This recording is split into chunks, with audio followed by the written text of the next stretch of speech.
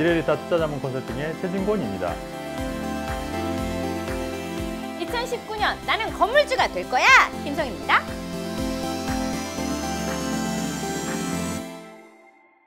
건물주가 되고 싶습니다. 저의 소망을 2019년에는 꼭 들어주리라고 저는 믿습니다. 믿어도 됩니까? 네, 이제 시작이 반이라고. 올해 건물주 될 수도 없잖아요. 근데 현실적으로 올해 아니, 많이. 내가 방송 네. 꾸준히 하면서 얘기하는 건데 네. 내가 무서웁니까? 아니 무서운 게 아니라 무서운 게 아니라 저희 이제 너무 이제 제 꿈을 꺾는 것 같긴 한데 또 현실을 네. 또 말씀드려야 되니까 네. 이제 지금부터 시작이라 해서 열심히 해서 네. 이제 뭐 10년 후면은 너무 멀리 잡았잖아. 내 아니에요. 목표는 아니야 그렇게까지는. 근데 이제 그 너무 또 빨리 하려고 하시면은 또 지칠 수도 있고 하니까 좀 10년 정도면 충분히 한 번에 하시려고 하면은 안 되시고요. 10년.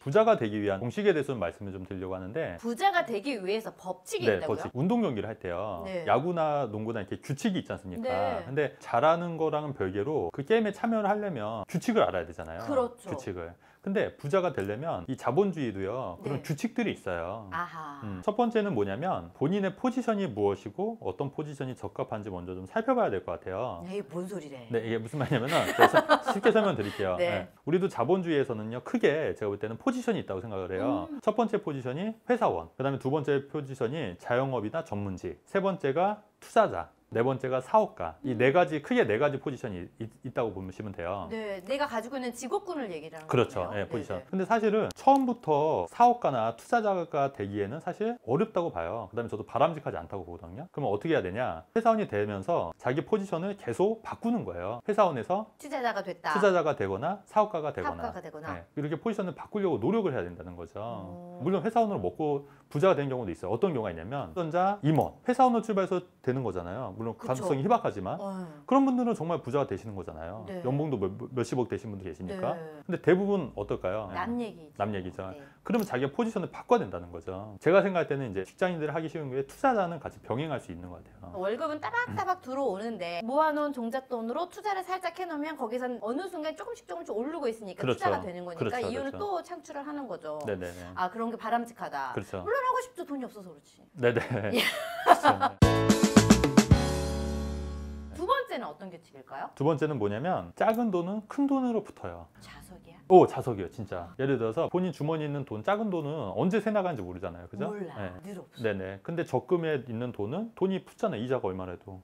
그래. 그렇죠? 네, 예. 별로 안 넘어서 네네네. 모르겠네. 예, 네. 그렇죠. 자본이 자꾸 큰 곳에 가잖아요. 작은 음. 돈들이. 대기업들은 돈을 더 많이 끌어들이잖아요. 음. 예. 큰 돈을 만들어야지 눈덩이처럼 붙는 가속도가 붙는 거지. 작은 돈은 아무리 갖고 있어봤자 흩어진다. 그 말은 결국 종잣돈을 빨리 모아야 된다. 그런 말 많이 하잖아요. 돈이 돈을 번다. 맞아요. 예. 돈을 모아서 어딘가에 종잣돈을 투자를 하면 돈이 네네. 커진다. 그렇죠.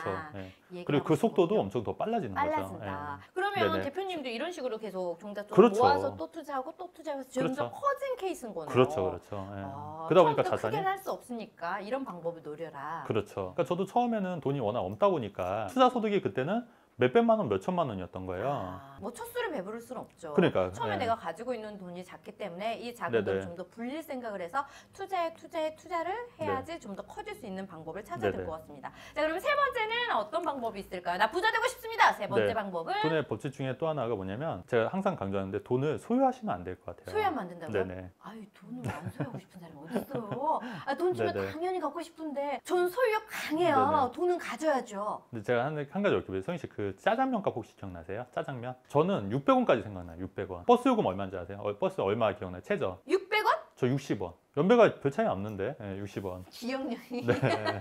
어쨌든 짜장면이 500원이었는데 지금 5,000원이면 짜장면 똑같이 먹으려면 10배의 돈이 있어야 되잖아요. 아, 그쵸.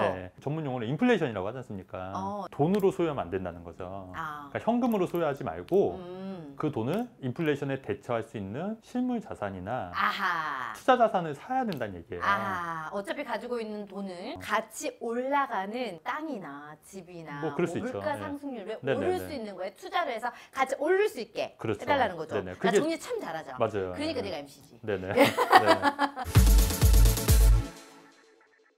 또 이제 네 번째 법칙에 대해서 좀 말씀을 드리면 네, 네 번째 네 법칙은 번째 법칙? 내 돈만이 또 돈이 아니에요. 남의 돈도 이용할 수 있어야 되는 거죠. 레버리지를 일으키면은 그게 훨씬 더 자산 불어나는 속도가 빨라질 수 있거든요. 무슨 뜻이에요? 쉽게 얘기하면 지렛대 효과를 이용하는 거예요. 지렛대. 그러니까 내가 네. 대출을 차입하거나 다른 사람의 돈을 빌려서 투자를 네. 해서 그게 또 잘 되면 내 돈이 적게 들어가니까 수익이 더 커지는 거잖아요. 근데 그걸 하려면 계산할 수 있어야 돼요. 수익이 더 큰지 적은지. 이용할 수 있으면 최대한 당연하죠. 남의 돈도 네네. 이용해서 불려가지고 나의 그쵸. 재산을 키우는 게 더 그렇죠. 중요하다. 네네. 라는 말씀. 근데 여기서 또 네. 주의할 게 남의 돈을 이용한다고 그래서 남의 돈을 뺏거나 이런 얘기가 아니에요. 그죠? 자, 그러면 마지막 5번째를 한번 알아보도록 할게요. 아까도 제가 말씀드렸듯이 여러 가지 공식들이 있고 법칙들인데 제가 가장 필요한 5가지를 말씀드렸고요. 네. 그 중에 5번째는 뭐냐면 트렌드를 예측해서 돈을 길목에 쓰는 게 너무 어렵다. 그러니까 뭐냐면 돈이 될 만한 걸 찝어서 발굴하는 능력.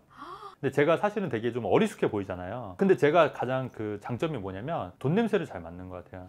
그러니까 돈의 그런 트렌드를 너무 매력적이다, 네네. 갑자기. 그렇게 돈 냄새를 맡아서 하면은 근데 저는 이제 그거를 부동산으로 많이 특화해서 좀 이제 성공을 했던 케이스고요. 네. 예.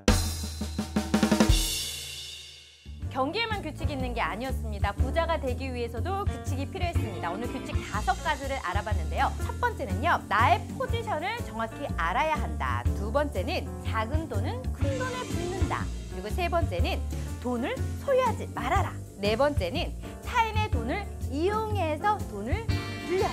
5번째는 트렌드를 예측해서 돈의 길목에 설악까지 알아봤습니다. 돈이 따라 붙는 데는 규칙이 필요하다는 거 여러분들도 유념하시기 바랍니다. 여러분 다음 주에 뵐게요.